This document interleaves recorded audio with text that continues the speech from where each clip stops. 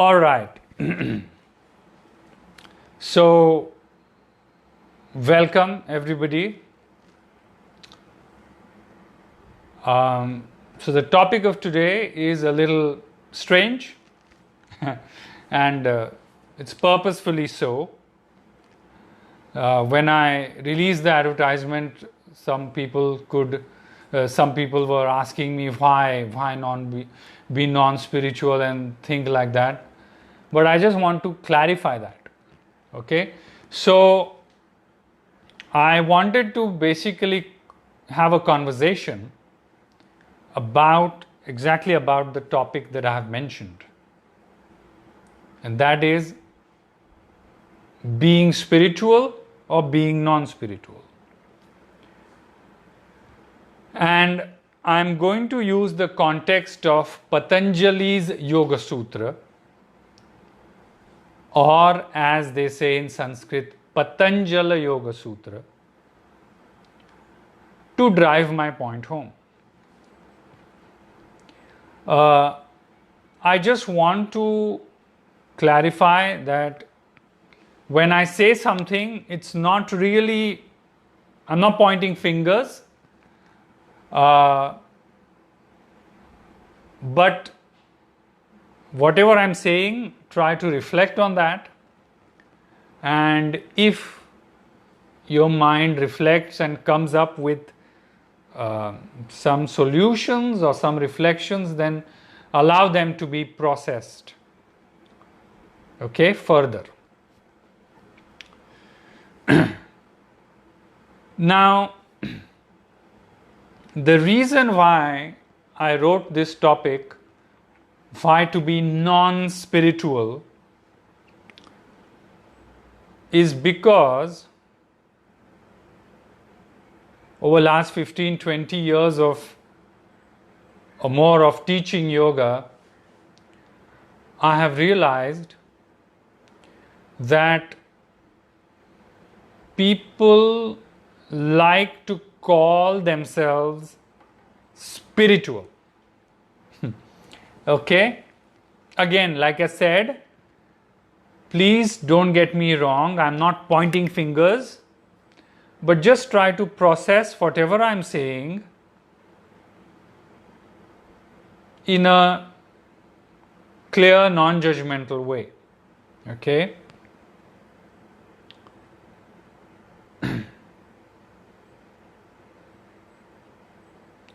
As I was saying, many of us like to believe that we are spiritual. So much so that I am spiritual becomes an identity. Boom. Okay, so this is the main crux of the point that I wanted to make. I am a spiritual person. She is not spiritual. But spiritual people should be like this. Spiritual people should not be like this. You know, this is happening because we think that spirituality is something different to practicality. And in the ancient yogic system, spirituality was not separate from practicality. Spirituality came out of a deep yearning to know yourself. In modern times, it could happen. Again, I am just throwing ideas there. Whatever you can assimilate that. It could happen that our spirituality is because everybody else is doing it. Again, I am not pointing fingers. It is for all of us to reflect upon. And I will come to the main crux of why I am saying what I am saying. Everybody is meditating, so I start meditating. Everybody is reading Bhagavad Gita, so I start reading Bhagavad Gita. Everybody is into some Advaita or Tantra, so I do it. It may just be that our spiritual inquiry is out of social compulsion and not out of an honest space in the heart. I let you assess that. But the reason I am saying this is because the danger of this is when your spiritual pursuit becomes a social compulsion, when you want to call yourself spiritual because it is cool, when you want to wear the malas, when you want to wear the typical garb of a so-called spiritual person, like sometimes I have beard and sometimes I don't have beard, and I have also seen that when I have beard, some people come and say, wow, you look spiritual. Why am I just trying to raise this question is because the more we feel compelled by the definition of spirituality that is created by someone else, the more we try hard to be spiritual. The spirituality becomes an identity. Is this clear? Are you understanding me? It's like any other identity. Like every parent feels pressured to be like other parents. Let's be honest, it happens. If your neighbor is raising her child in a slightly different way, you feel a little pressured. You start questioning your own parenting. That's because parent is an identity, mother is an identity, father is an identity. As a yoga teacher, trainer, I see that. There is so much scramble to be ideal yogi, perfect yogi. Just right now, just an hour ago, I wrote an Instagram post about the pressure, the body pressure, the body image pressure on modern yogis to look like a yogi. Why? Because for many of us, spirituality has become an identity. We want to look like a spiritual person. It has happened with me so many times. So many times. There have been meditations that I have gone to lead, okay, like a group meditation, and I've walked in my jeans and t-shirt, and many years ago, I had a few people walk out because they thought I did not look spiritual enough. We all need to reflect on this. I am not questioning your spirituality. I am questioning our need to act spiritual, to look spiritual, to behave spiritual, just to comply with somebody else's definition of spirituality.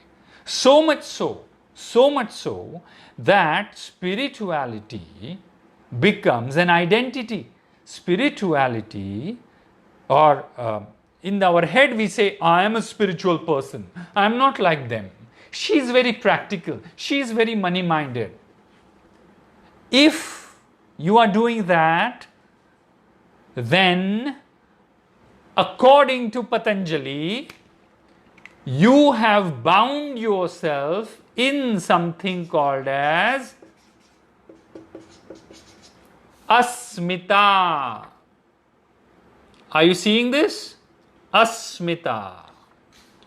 Now, in chapter number 2, verse number 6, Patanjali discusses asmita. And I don't want to go in much in detail, but asmita, the root of the word asmita is asmi. This ASMI. Asmi means I am. So asmita means I amness. So what is this asmita? Asmita is the identity that we create on ourselves. Identity that we create on ourselves. We pile on ourselves. And Patanjali says, every asmita, every identity that you create becomes a breeding ground for klesha, means suffering. Try to understand this. Every identity that we create in our mind becomes a breeding ground for suffering, klesha or dukkha. Okay? So what does asmita mean? In chapter number 2, verse number 6, Patanjali says, when the seer, the subject, starts acting like an object, okay, the overpowering nature of the object, here object means identity, the identity becomes so strong that we forget who is playing the role.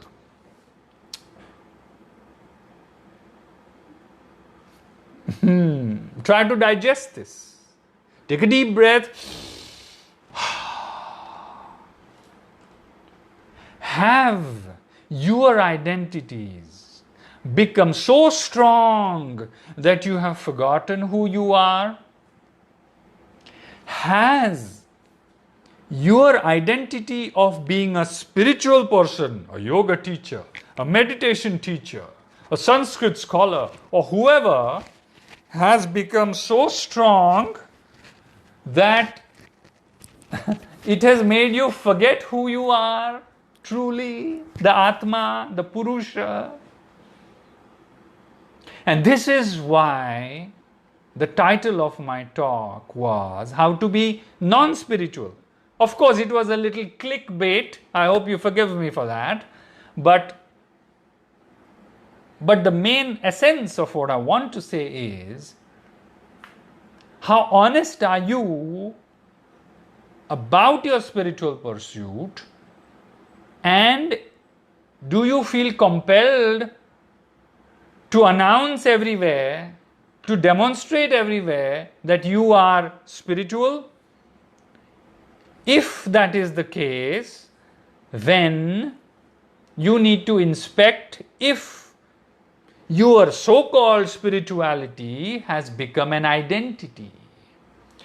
If it has become an identity, it is going to become a breeding ground of suffering, dukkha or klesha. Why Patanjali says that every identity becomes a breeding ground for suffering? Let's inspect this. Patanjali says every identity that we create in our mind becomes a breeding ground for suffering because, let me give an example. When I am not a yoga teacher, I don't have yoga teacher problems. Then I go somewhere and get my yoga teacher training certification, and suddenly I become a yoga teacher, And then I have yoga teacher problems. So who created those problems? My identity. Suddenly, after a month-long 200-hour teacher training, I became a yoga teacher. And then my problem started. Same with parent. I'm a single person, no relationship problems. I don't have a child, no child issues. Then I have a child, suddenly parenting problems. Try to understand this. Every identity becomes a breeding ground for suffering. Is this clear? Asmita is the root cause, or may not be the root, the secondary cause for klesha or dukkha. It's the same. Now, Patanjali says we need to gradually reduce the power that our identities have on our core personality. Again, I'm saying we have to reduce the power, the dominance, Shaktyoho. The word that Patanjali uses in chapter 2, verse 6 is Shaktyoho, means the power that our identities have on our core personality. It's like this. Now I have, you may not be able to see it, of course, but I have this white light shining on my face. Now if I go and put a layer of green cloth on it, then the light will not be white, it will be green. And then I put another colored layer on it, the light will be something else. This is exactly what happens with every layer of identity that covers our core person, the Purusha. We get more and more deflected away from our true nature. Now, if I feel the need to be admired as a spiritual person from everyone, then what will happen is I will try very hard to act spiritual. Why? Because within me there is a need that people call me spiritual. When I go to a party, I will be like, hello, how are you? Act like this Messiah complex.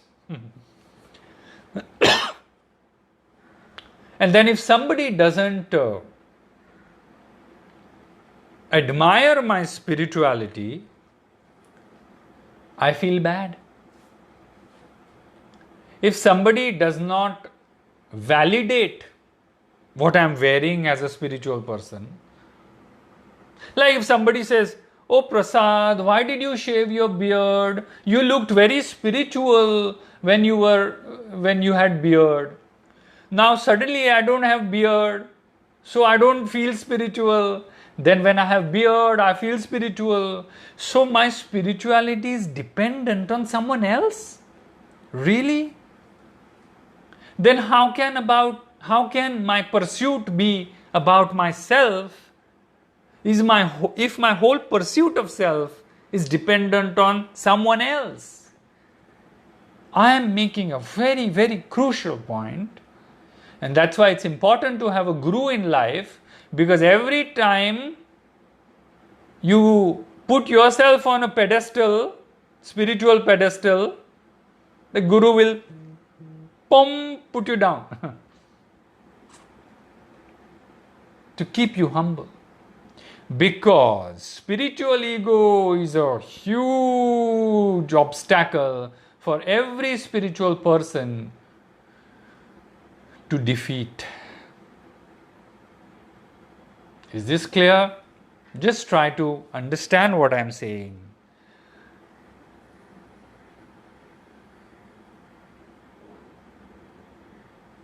Be honest on the spiritual path.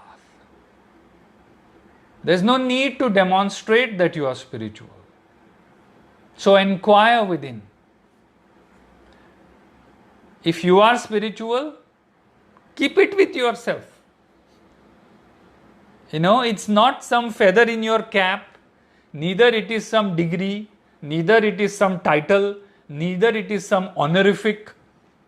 Oh, there walks in a spiritual man. Look at his radiance. No need. No need. If you are needy of this, even little things, wow, your mala is so spiritual. Wow, your bindi is so spiritual.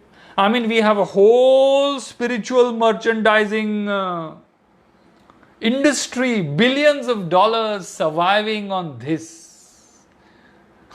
You can act spiritual and make people feel like you're spiritual just by use of some objects. Nice incense in your house. Your home is so spiritual. Yeah, but under the bed there is a thick layer of dust. Try to understand what I'm saying. This is where spirituality and humility go hand in hand.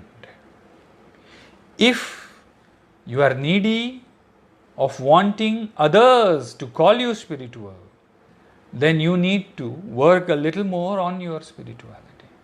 Do not be spiritual, but don't allow your spirituality to become another identity, because then you are actually moving further away from your true self and not towards your true self. Is this clear? Because this identity that you are trying to nurture through the whole act, through the whole spiel, the facade, has its own push-pull, like I said. When people admire you, oh wow, you look so radiant. You like it. When people don't notice that you went to Himalayas, oh, you feel your whole trip was wasted because nobody liked my Himalayas photographs. No need. Again, I'm not saying run away from your spirituality. Be spiritual, but don't let your spirituality become you. Don't let spirituality become you, because you are Atma, you are Purusha, you are the eternal true self. No identity can become you and should become you. Patanjali talks about this extensively in chapter 2. This is the definition of avidya and also parallelly of asmita. Means the primal ignorance of who we are and the need to create identities upon identities. Is this clear? Just like the actor who plays a character. Now there are so many actors who get so involved in playing the character that sometimes they start acting like the character in their life. It takes them a long time. Many method actors, so-called method actors, when they prepare for the role, they prepare so heavily that they become the role. The role, the character that they want to play just takes over their personality, and then sometimes they come out and some people don't. Okay? So now, if that is clear, let us see what we can do about it. Number one, be spiritual. I mean, we all are spiritual. If you're listening to me, then somewhere there is an honest intent of spirituality, which is beautiful. Be honest to that. But you don't have to nurture the whole spiritual identity. And if you find yourself in the need to nurture that spirituality, the spiritual facade, then every time your mind demands you to do something about it, just counter it. Okay? Just counter it. Reminding yourself to be spiritual, not to act spiritual. If it comes naturally, let it come naturally. Like if you go into a party and you really just want to look at people and not want to communicate as much, don't want to do the ha ha, hoo hoo and air kissing and all that, then it's fine. But you be honest with yourself. But if you feel compelled, just because I am going to attend Dalai Lama's speech, I wear clothes like a Tibetan nun, then you have to really watch yourself, do that, and then ask yourself, inquire, what is the need? Why? Number one, understand this. It is all happening in the mind. So awareness is our tool. Become aware of the neediness of your mind. This is also going to take time, because sometimes the neediness to nurture an identity is so strong that it skips our awareness. Okay? But when we start becoming more and more aware, the awareness becomes strong. Second, play your identity, but don't identify with your identity. This is a very, very thin line, okay? Very, very thin line to walk this. Play your identity, do your role, do your responsibilities properly, but don't identify with your identity. Again, I am saying it's very easy for me to say, but it's your practice, it's your sadhana. This is called detachment, vairagya. And Patanjali has spoken extensively about vairagya in chapter 1. Okay? So, play your identity. If you are a parent, do what a parent should do. But don't wear the crown of parent 24/7 so much that even while going to bed, you are the identities on your head. When you lie down at night, when your head touches the pillow, all your identities that you played through the day should just go to sleep as well.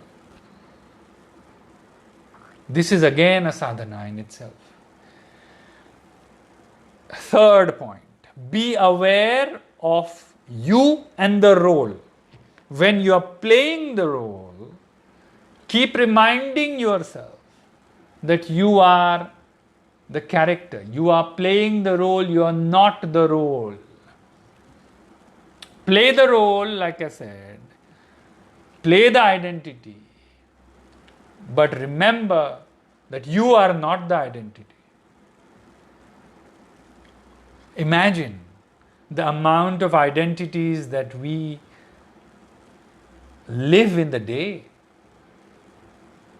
Mother, sister, wife, friend, employer, employee, best friend, professional. Every day when we wake up, all these identities come and mask us. And that's why if you want to keep your life simple, learn how to play your roles, do what your identities demand you to do, but not wear the cap of those identities. This is actually the life lesson of Bhagavad Gita. Okay?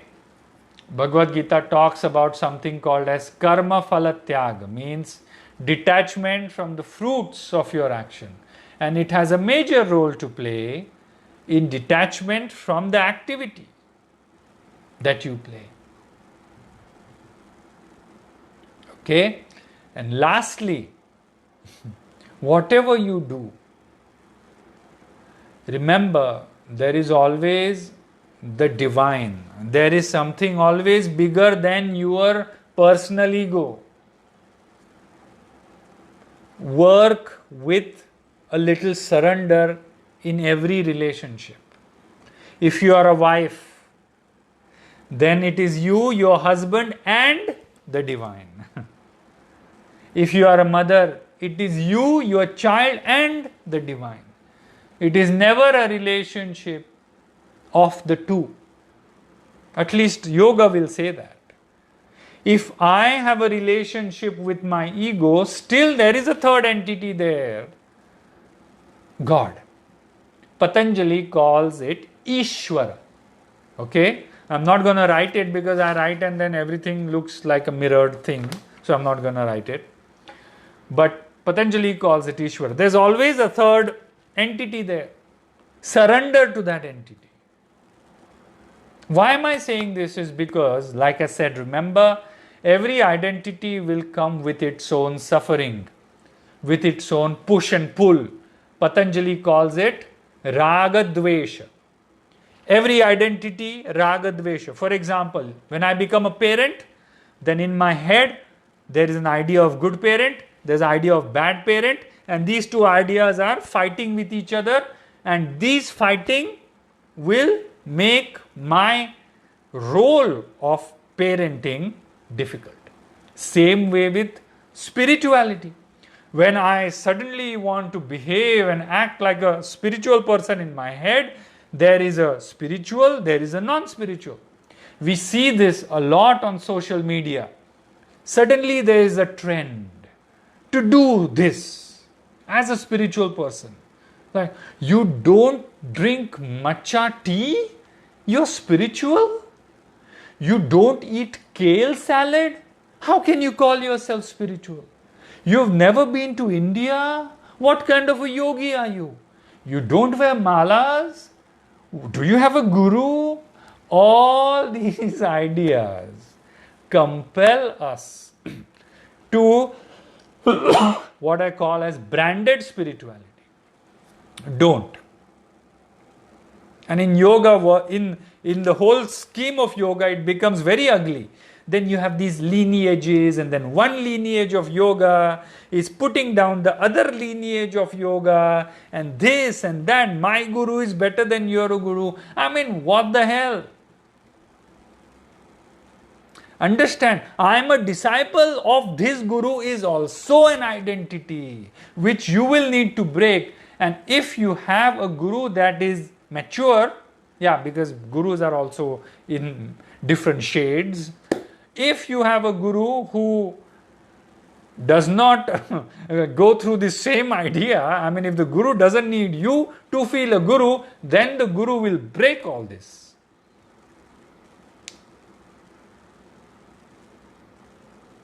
Be simple in your head about yourself. Play every role that life demands from you, but inside your head, be simple. Be a common person. That's it. This is all that I want to say. Now, how you will manage that, that is completely your exploration. It is your research. But the first layer of inquiry that you can generate is, am I needy of others calling me spiritual? Am I needy of others calling me yogi? Your self-inquiry will start from there. If the answer is yes, don't feel bad, please, because if you speak, if your mind tells you yes, you have the need to feel spiritual, then you will start acting like non-spiritual, then that also becomes another identity. You see the tightness? Just register. When people say, wow, you're so spiritual, thank you. When people say, you're not spiritual, thank you. Because you are it and you are still not it. Understand this? That's it. Okay? Because if I speak more, then it will be same going round and round, and I don't want to go round and round. The point is very, very simple. Again, if you want to explore, there are two verses from Patanjali. They are 2.6 and 4.4.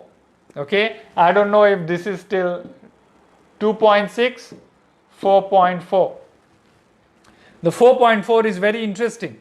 The 4.4 says that every identity will create a separate mind. Nirmana chittani asmita matrat, it says. Patanjali says, asmita, every identity will create its own subset of mind.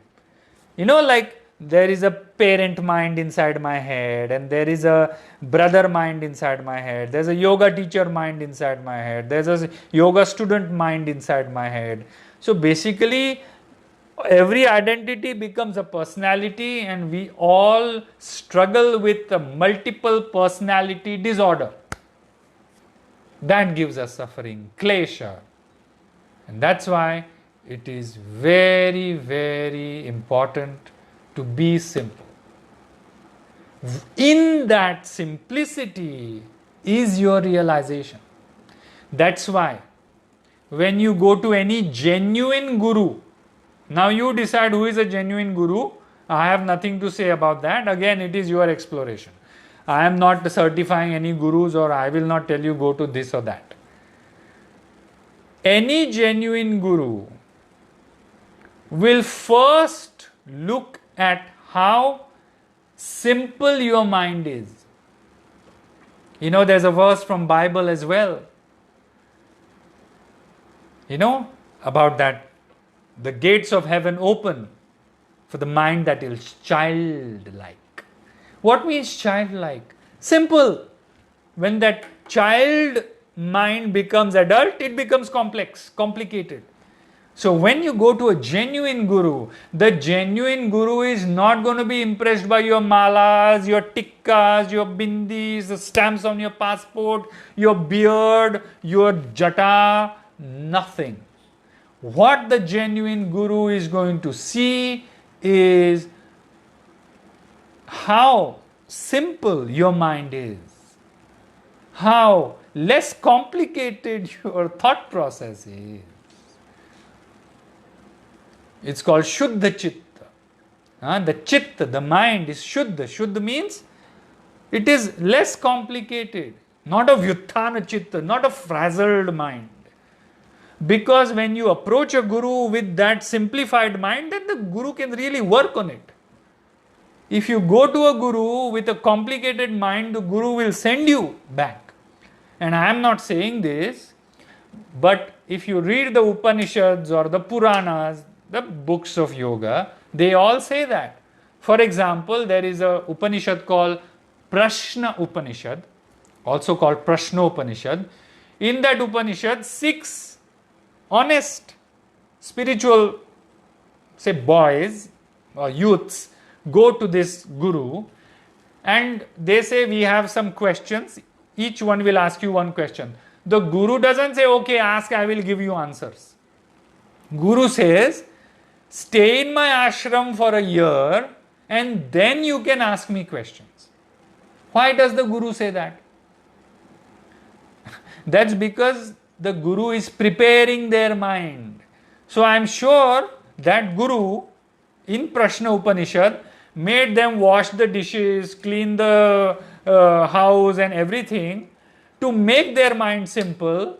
And then after a year he said, okay, now ask. Again, my final and important suggestion, I'm nobody to give you a message, but suggestion would be simple inside your mind enough. You be spiritual, be a parent, be a brother, be a husband, be a wife, be whatever, but they are just the roles that you're playing, they are just the clothes that you're wearing, they are not you. And just like when you go for a shower, you take off all your clothes to bathe your bare skin, same way, be ready to take off the garbs of your identity when not required. If you feel compelled to wear the crowns of your identity all the time, then just register it and do what needs to be done. Okay? So, now I'm just going to sit here for like 1 minute or 2 minutes. If you have any questions, you can ask. But these answers that I may give are not some line in stone. It is just a conversation. These answers are not absolute answers. You do whatever you want with answers I give you. If you feel some contribution from my answers, fine. If not, that's also fine. So if you have any questions, you can write. I will read.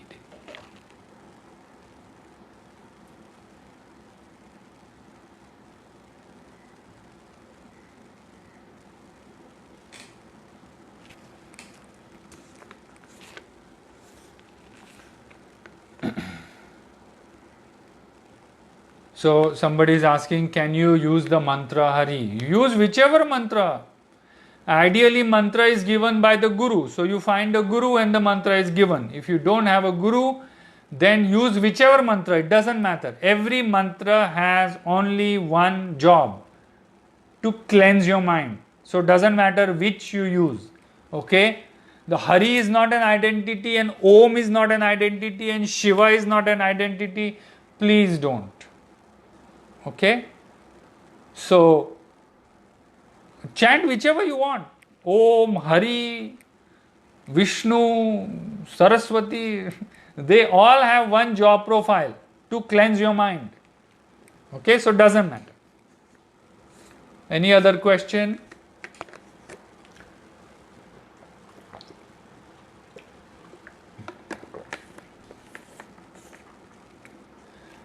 Which Patanjali commentary? Any, doesn't matter, because I don't know who asked that, but sorry, it's moving very fast. Rama Rajkumari, which Patanjali commentary you suggest? Any, doesn't matter, because don't read yoga scriptures like they are a novel. You have to work with yoga scripture, go back and forth, back and forth. So maybe you start with one commentary and then you feel the need to explore a little more, then you buy another commentary. The best would be study with a teacher. Okay, books are good, but books are not interactive. Books will just tell you how it is. Also, the books are again interpretations of the writers, so it's not really something that comes from straight from the tradition per se. Okay, so living up to the labels that others have. Yes, correct, Cynthia. These are all labels. You are not the label. Okay, so realization of that itself is release from asmita. Okay. Okay. All right. Anybody here? Good. So if you have any questions, you can ask. I will wait for another 3 or 4 minutes. Yeah. And then we can finish.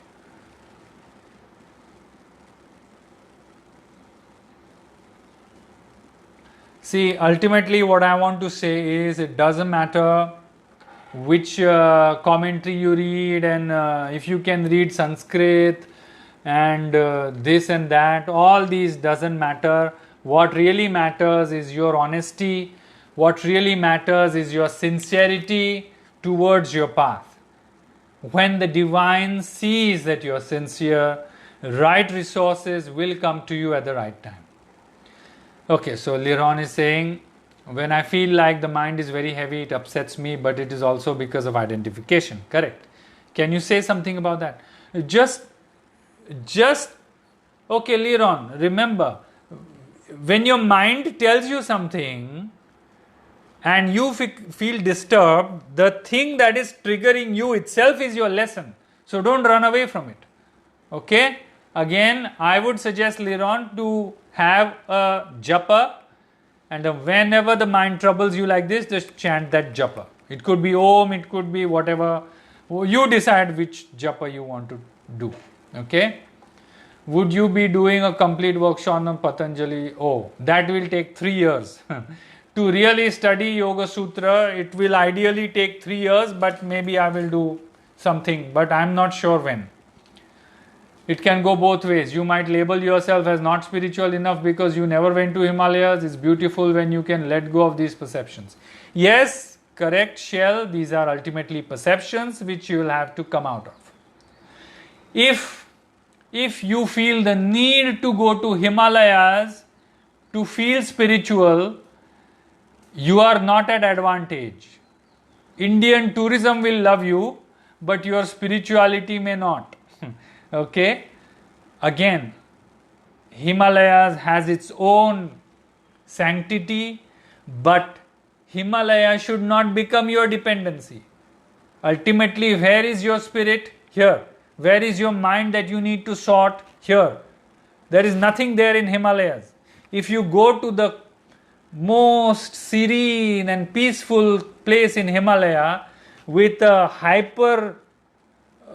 hyperactive mind, you will not be with the Himalayas. So understand, it is ultimately this thing that we need to solve. Okay? Great. What is mean family? What means mean family? Kumaru, I don't understand this question. What is mean? Meditation is the key to know oneself. Yes, meditation is the key, but that also happens gradually. Okay, so I will stick to the topic. The topic is lessen the amount of identities that you carry in your head. Okay, I am not saying escape the identity. Understand this. Please don't misconstrue my words. What I am saying is play your identities, do what your role demands you to do with a certain sense of detachment, with a certain sense of vairagya, so that your identities don't become you. Okay? So, fantastic. Thank you for joining me. Okay? And I am thinking of doing talks like this quite often because I have nothing else to do. I am at home only. So might as well talk to my global family because I miss you all. And looks like this year I'm not going to travel much. So thanks to this gift of virtual meetings like this, I'm really, really happy and really feel blessed to be with all of you. When I talk to you, I'm also talking to myself, right? So by teaching, I'm also learning. So thank you for giving me the chance to reach out to you and to, through you, teach myself. Okay? So you will know when I will, perhaps next Thursday, because Thursdays are very close to my heart. I want to do a series of talks and series of topics, and most times it will be triggering, most times it will be pushing some buttons, but that's good. Okay, it's all good. Okay, so thank you so much. I will see if I can upload this to my Facebook page. Yoga Prasad Institute is my Facebook page. So those of you who are on Instagram, I don't know how, I still have not figured out Instagram, but perhaps it will stay up at there as a story. But Instagram people, if you want to watch the retelecast of this talk, then just hop on to my page, just follow Yoga Prasad Institute page and watch it there. Okay, so thank you so much. Bye bye. I will do the Shanti mantra and finish. So join your hands, inhale. Om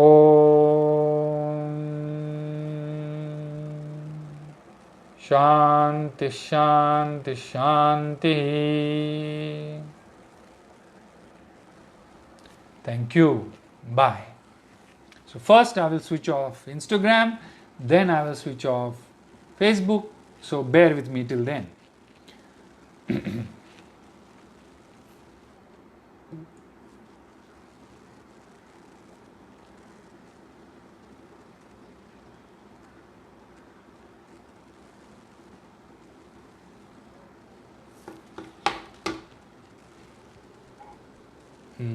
Let's see.